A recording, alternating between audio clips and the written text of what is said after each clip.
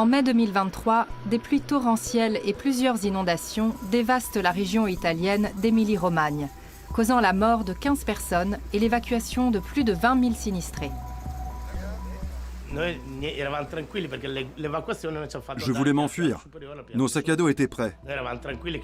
Je me suis tourné vers ma femme et elle m'a dit « Il faut qu'on s'en aille, on a tout, c'est bon ». Mais impossible de s'échapper. On avait déjà de l'eau jusqu'à la taille. Les dégâts se chiffrent en milliards d'euros.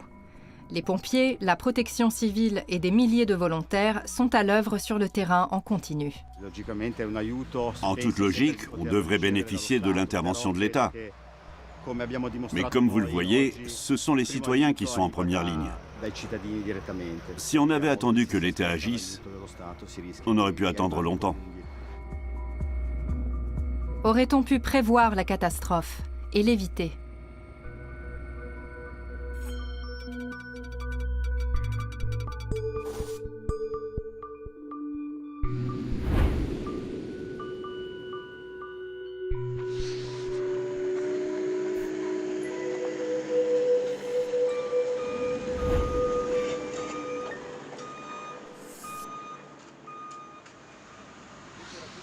Quelques jours après les crues dévastatrices, les habitants de Faenza se retroussent les manches.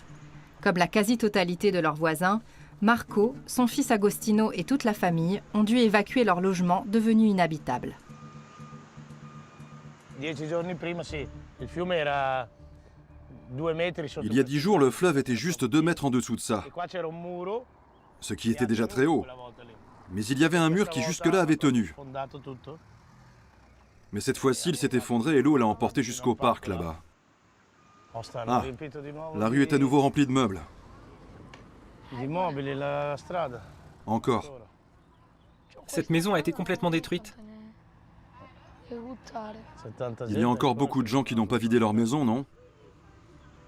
On va voir notre maison? Oui, oui, allons-y.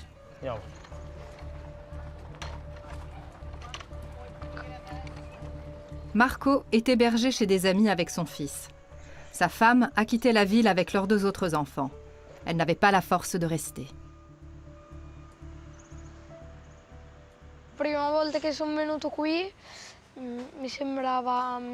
La première fois que je suis revenu, c'était pire que ce que j'avais imaginé. J'étais triste, j'avais tout perdu. Mais plein de gens nous ont aidés.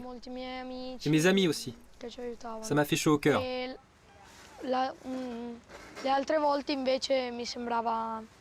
Petit à petit, ça revient à la normale. C'est moins le chaos. La famille a acheté la maison il y a 7 ans et n'a pas encore fini de la rembourser. Marco est certes assuré contre les catastrophes climatiques, mais il faut d'abord déterminer la responsabilité des autorités municipales. En effet, si le lotissement a été construit en toute légalité, il est très près du fleuve. En cas d'erreur avérée, les compagnies d'assurance ne prendront rien en charge. La famille n'a pas oublié la nuit de l'évacuation. Un cousin de Marco les a aidés à s'enfuir, à l'aide d'une planche de surf. Un voisin a filmé la scène avec son téléphone.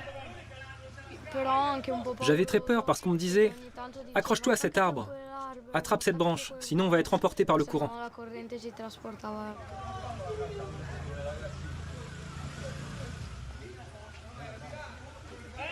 Mon cousin a sorti sa planche de surf, enfilé sa combinaison et nagé à contre-courant jusqu'ici. Puis j'ai mis les enfants un par un sur la planche et il les a emmenés sur la berge située à 9 mètres de hauteur. Il y avait un autre cousin à moi là-bas qui les a fait monter à terre un par un. C'est comme ça qu'on a réussi à s'échapper. Le gouvernement a promis des aides de 3 à 5 000 euros par foyer pour les travaux de nettoyage, le mobilier et les vêtements perdus. Une goutte d'eau dans l'océan, selon Marco.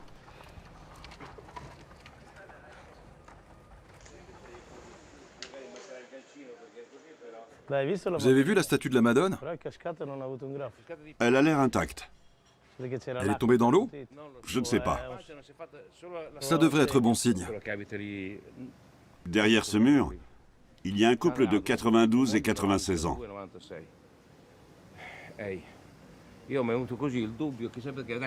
Heureusement, je les ai appelés et on a pu les mettre en sécurité à temps.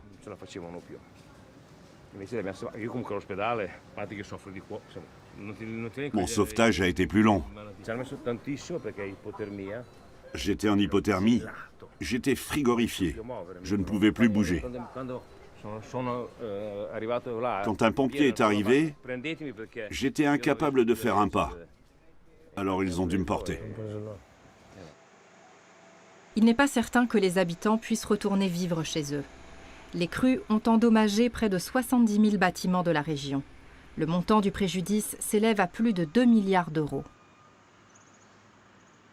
À 40 minutes de route de là, se trouve le village de Conselice, qui s'est retrouvé coupé du reste du monde pendant plusieurs jours. 10 jours après la catastrophe, les pompiers y sont d'ailleurs toujours à pied d'œuvre.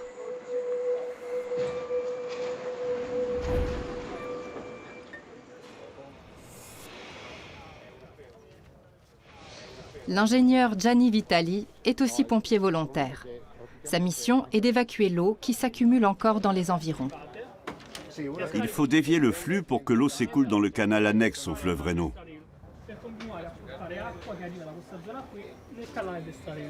Il grosso degli interventi in questo momento sono mirati a far. Les digues de deux rivières, le Silaro et le Santerno, ont cédé. Il Sillaro e il Santerno, praticamente tutto l'invaso. Environ 80 millions de mètres cubes d'eau se sont ainsi déversés sur le village, qui s'est transformé en une immense cuvette. C'est toute cette zone qu'on essaie d'assécher. Toute la ville de Conselice a été inondée. De nombreuses entreprises ont été touchées. Ils sont en train de s'en occuper.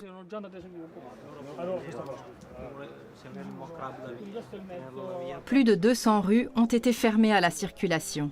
La plupart sont impraticables. Des ponts se sont également effondrés, ce qui complique l'opération. Gianni Vitali et un de ses confrères doivent aller vérifier que les pompes déversent l'eau dans les canaux à un débit suffisant. La région a installé 3 pompes adaptées, capables d'aspirer jusqu'à 24 000 litres d'eau par minute. Elles tournent depuis des jours. Les champs sont encore gorgés d'eau. Conselice n'est situé qu'à 6 mètres au-dessus du niveau de la mer. L'eau mettrait des semaines à s'évacuer naturellement.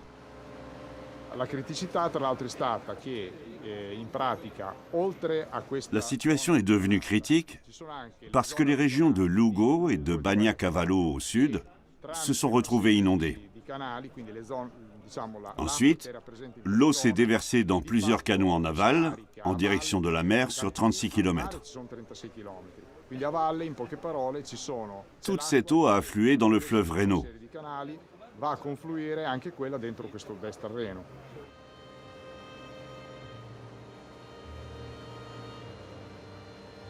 À l'origine, l'Émilie-Romagne était une zone marécageuse, en grande partie située sous le niveau de la mer. L'assèchement des marais remonte à l'Antiquité. Depuis, les inondations sont fréquentes. En théorie, dans cette région, les eaux de pluie s'évacuent via un vaste système de canaux et de rivières.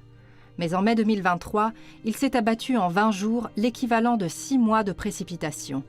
L'eau s'accumulait et ne s'écoulait plus vers la mer. Ce ne sont pas que des zones urbaines qui ont été dévastées. L'Émilie-Romagne est une grande région agricole. Les cultures les plus en altitude ont été épargnées. Mais en contrebas, des millions d'arbres fruitiers sont noyés. Les nouvelles plantations mettront des années avant de produire des fruits. Pour cela, les pompiers doivent d'abord pomper l'eau qui gorge les champs. À Conselice, de nouveaux défis attendent Gianni Vitali et ses collègues.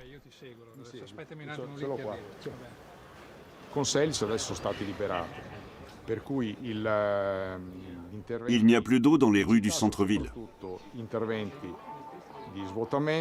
Il s'agit maintenant de vider les habitations, de remettre les logements en état et surtout de sécuriser les entreprises.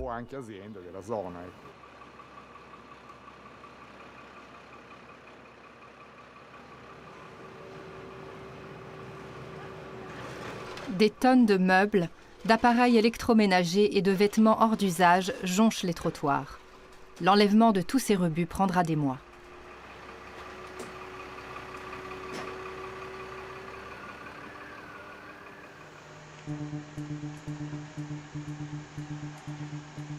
À Faenza, Marco et Agostino tentent de reprendre une vie normale.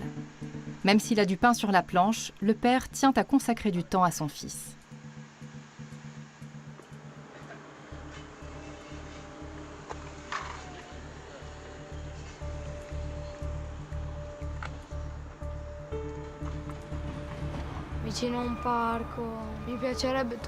J'aimerais retourner chez nous, parce qu'on habite juste à côté d'un skatepark et de chez mes amis. J'ai aussi peur de rentrer, peur qu'il y ait une autre inondation. Alors je ne sais pas ce qui est mieux.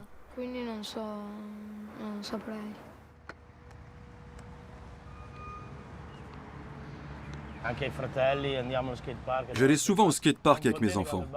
Ça leur faisait plaisir que je les accompagne parce qu'ils me montraient les nouveaux trucs qu'ils avaient appris à faire. Ce n'est plus comme avant aujourd'hui, ça m'attriste.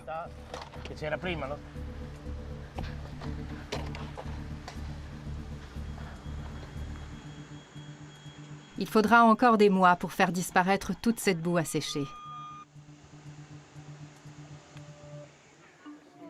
Dans le même temps, la population touchée a besoin de produits de première nécessité.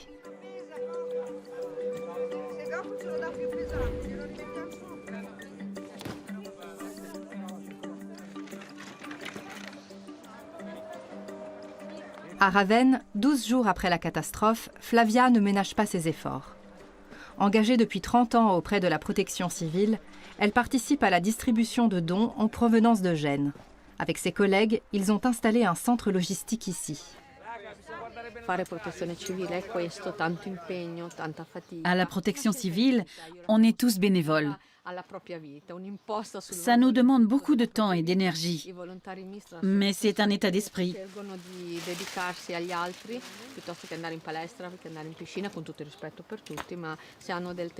Ici, on a tous fait le choix de donner de notre temps à des personnes en difficulté qui ont besoin d'aide. Privés des produits alimentaires de base, de nombreux supermarchés restent fermés. Plusieurs chauffeurs de taxi se sont spontanément réunis autour de Luca Gianni pour aller récupérer les dons des habitants de Gênes, à 380 km de là. On est en contact avec la protection civile depuis une semaine. On leur a demandé ce dont les gens avaient besoin et on a lancé une opération de générosité à Gênes.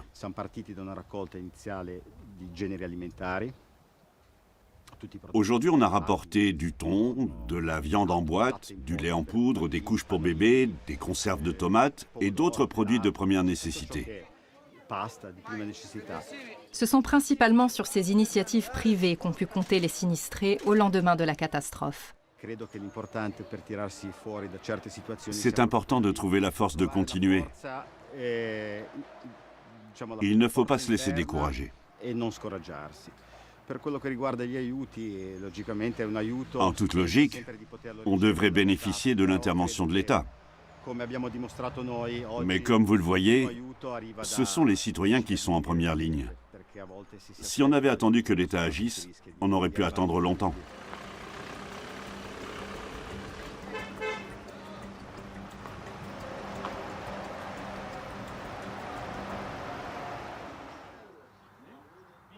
À Faenza, Marco a eu de la chance dans son malheur. Le restaurant familial a été épargné par les crues. Les repas chauds font des heureux.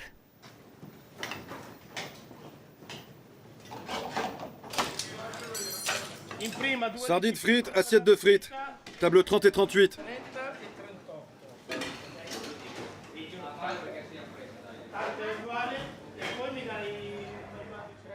Et 3 cafés pour la 3. Agostino vient souvent donner un coup de main à son père. Il a même appris à faire des pizzas.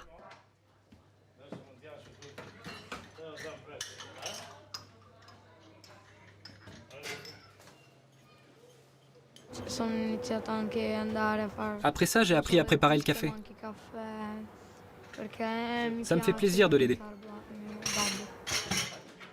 L'élève de 5e a repris le chemin de l'école il y a quelques jours. Avec ses camarades, ils y discutent de ce qu'ils ont vécu. Je suis plus en état de choc, ça va un peu mieux. Donc je peux en parler. Mais j'ai encore un peu peur que ça recommence.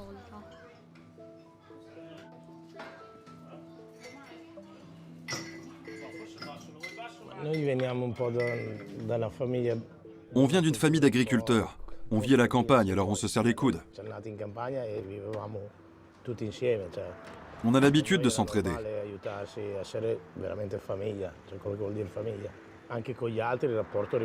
On forme comme une grande famille. C'est pareil avec nos amis.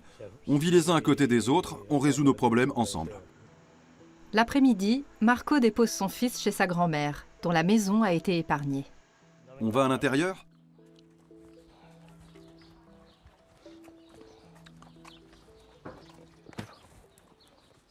Bonjour maman. Bonjour.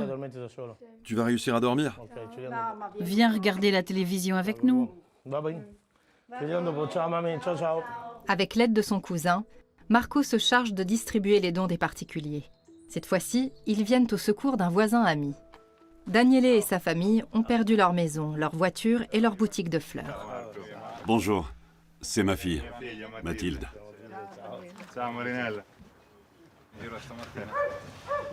Ils s'en sont moins bien sortis que nous.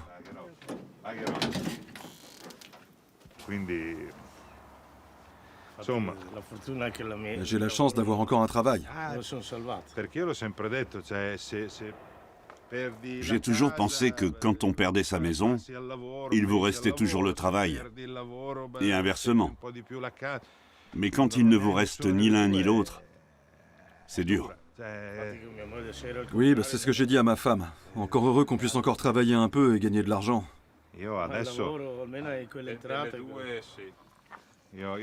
Je suis sans voix. Merci beaucoup. Je ne sais pas quoi dire d'autre. Il me reste juste ces chaussures. Il y a plein de chaussures. Mais je ne sais rien des pointures ni dans quel état ils sont. J'espère que vous en trouverez à votre taille. Il y a surtout des vêtements. Avec ce genre d'opération de générosité, on n'est jamais sûr que les dons arrivent aux personnes qui en ont besoin. Aujourd'hui, j'ai lu par exemple que Ferrari en avait fait un d'1 million d'euros. Mais personne ne sait où est passé cet argent.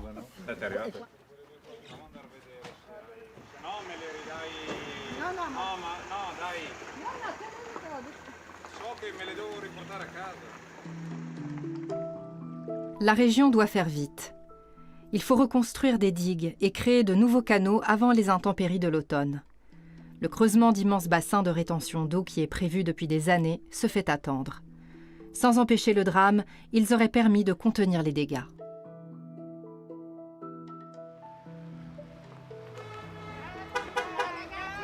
À Ravenne, l'équipe de la protection civile a réparti les dons dans différents convois. C'est le moment idéal pour la pause déjeuner.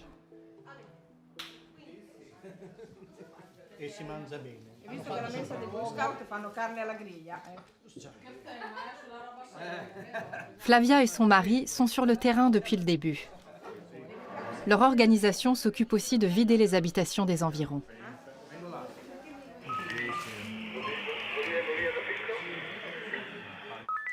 La centrale ? Non, rien, c'est bon.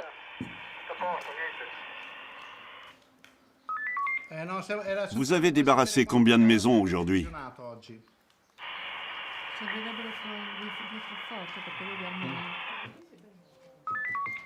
Ok, bien reçu. Essayez discrètement de prendre des photos pour nos archives. On peut être sollicité à tout moment, alors il faut qu'on profite de ces petits moments de répit pour manger ou aller aux toilettes. On ne sait jamais quand on est susceptible de recevoir un appel urgent. On doit être prêt à tout moment. Tout à l'heure, les chauffeurs de taxi sont arrivés avec des dons. Et là, on a déjà une nouvelle livraison à décharger.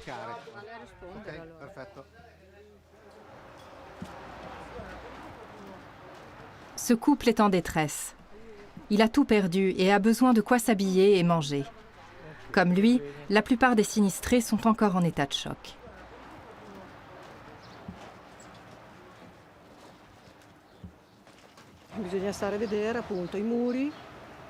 On espère que les murs et les fondations de notre maison n'ont pas souffert. Quand on pourra rentrer chez nous, il faudra que l'air soit sec. Parce que nous avons beaucoup de problèmes de santé. Heureusement, l'été approche. Ça devrait arranger les choses. On n'a plus le droit de rentrer chez nous tout seul. On doit être accompagné par des pompiers pour des raisons de sécurité. Il y a encore beaucoup d'eau.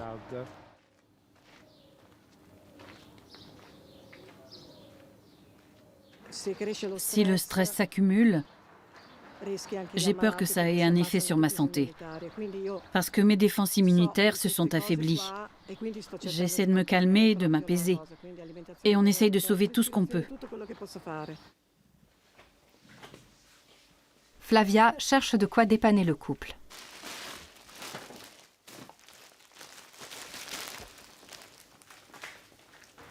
Des serviettes de toilette, des torchons et quelques tricots de peau. Tu en portes? Des tricots de peau, oui. J'ai un certain âge. Donc j'ai déjà pas mal de missions derrière moi.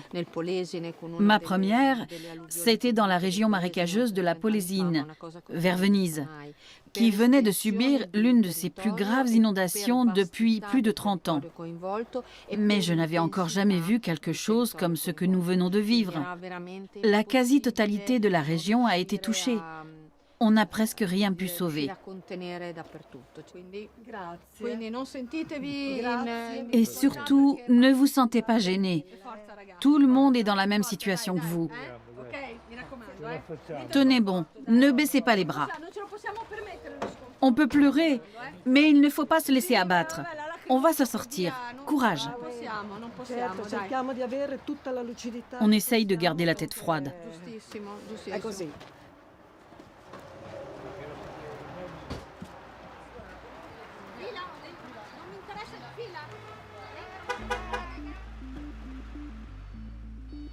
À Faenza, les pompiers ont été appelés pour une intervention dans le centre-ville, où de nombreuses maisons menacent de s'effondrer.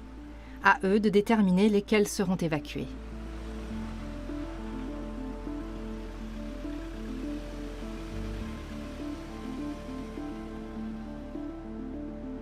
La plupart du temps, ce sont les habitants eux-mêmes qui les préviennent quand ils s'inquiètent pour leur sécurité.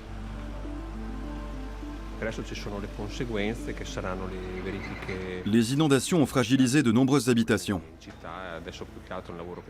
Nous contrôlons la stabilité des structures touchées en coopération avec les ingénieurs.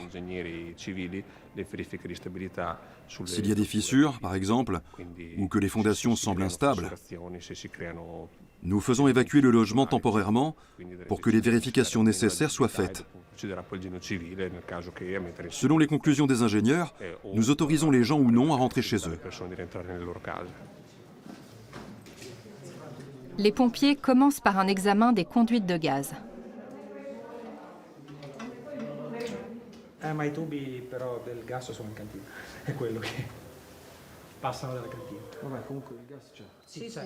Bonne nouvelle, elles sont intactes. Il campanello d'allarme è quello lì. È talmente odorizzato che se fa. En revanche, le sol du rez-de-chaussée, lui, risque de céder.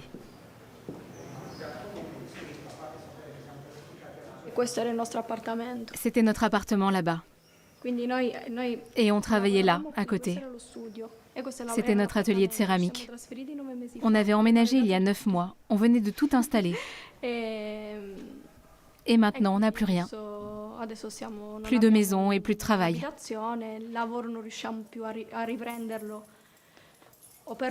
En tout cas, on va devoir attendre un moment avant de pouvoir s'y remettre.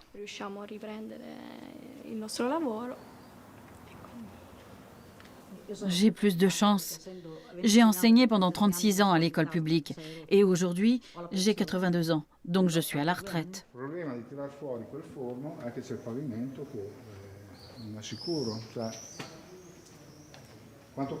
Le four à céramique pèse plus de 200 kilos. il exerce une charge supplémentaire sur le sol fragilisé. La jeune céramiste tient absolument à le récupérer pour pouvoir retravailler le plus vite possible.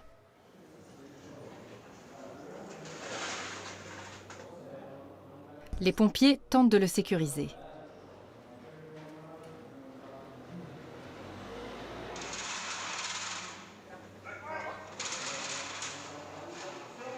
L'artisane est soulagée, son four est sauvé. Avec nos voisins, on en a rigolé. On s'est dit que 2024 nous réservait sûrement une invasion de sauterelles. Parce qu'en 2020, on a eu la pandémie de Covid, en 2022 la guerre, et maintenant ça. Il faut savoir rire dans ce genre de situation. Sinon, on ne s'en sort pas. Le verdict est tombé. L'immeuble doit être évacué. Les étages inférieurs présentent des risques d'effondrement.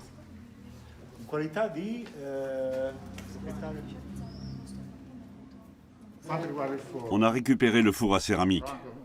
Si jamais vous êtes assuré et que vous avez besoin de notre rapport d'intervention pour vos démarches, vous devez adresser votre demande au centre de commandement des pompiers de Ravenne. En ce qui concerne le studio, il n'est pas assez sûr malheureusement. Il doit rester fermé.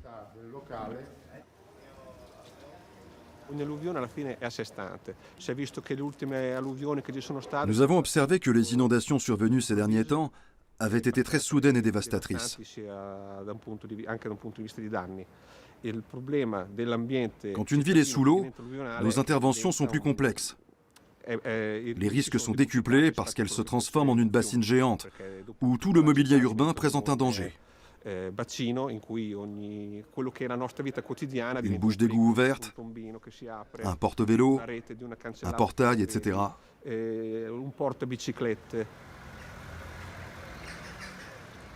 Les pompiers se remettent en route. D'autres habitants se sont manifestés pour demander un contrôle de leur logement.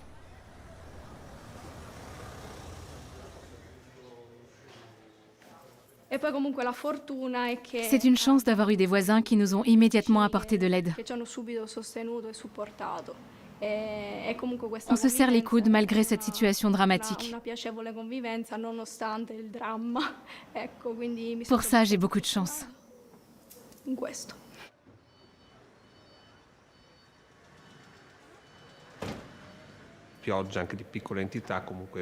En ce moment, toute pluie, même faible, peut donner lieu à une alerte météo. Peut-être pas une alerte rouge, mais orange, c'est sûr. Nous sommes sur le qui-vive. Et nous espérons que des travaux de sécurisation seront réalisés par la suite, notamment dans les zones présentant des risques hydriques.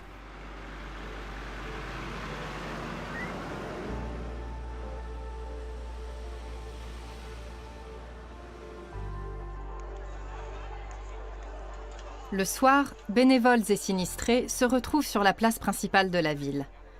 Les échanges et le recueillement collectif permettent de retrouver un peu d'apaisement et un semblant de normalité.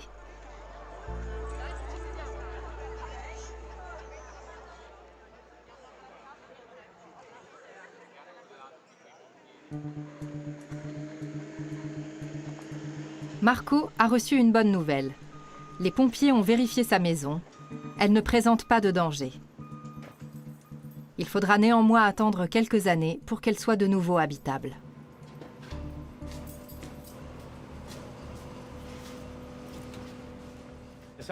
Salut Andrea. Je te donne un carton. On distribue des produits ménagers. C'est super, merci. Si je n'en ai pas besoin, je ferai passer à d'autres. Dans ce quartier, tout le monde en a besoin.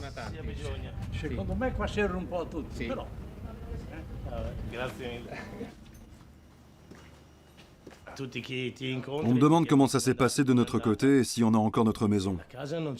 Il n'y a plus rien dedans. Nous avons tout jeté. Je n'ai même plus de pantalon pour me changer. Heureusement, nous avons réussi à nous en sortir vivants.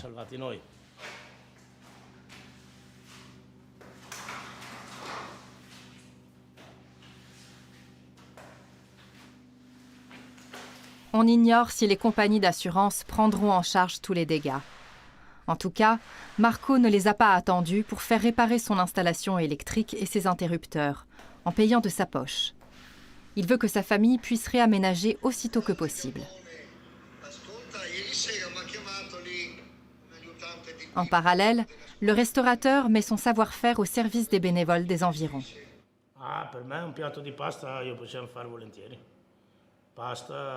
Je peux leur faire des pâtes à la sauce tomate. Donne-moi un numéro de téléphone et une adresse, comme ça on pourra faire la livraison. Ciao ciao, à dopo.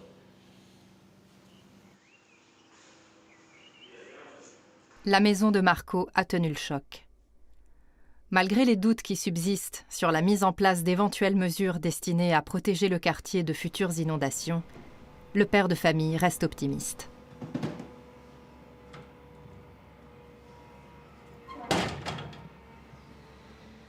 La vie ne se résume pas à ce qu'on possède. Ce qui compte le plus, c'est de s'entraider. Avec mon cousin, on a une relation à part. On se confie nos problèmes, ça nous permet de faire face. Pour moi, c'est ça le sens de la vie.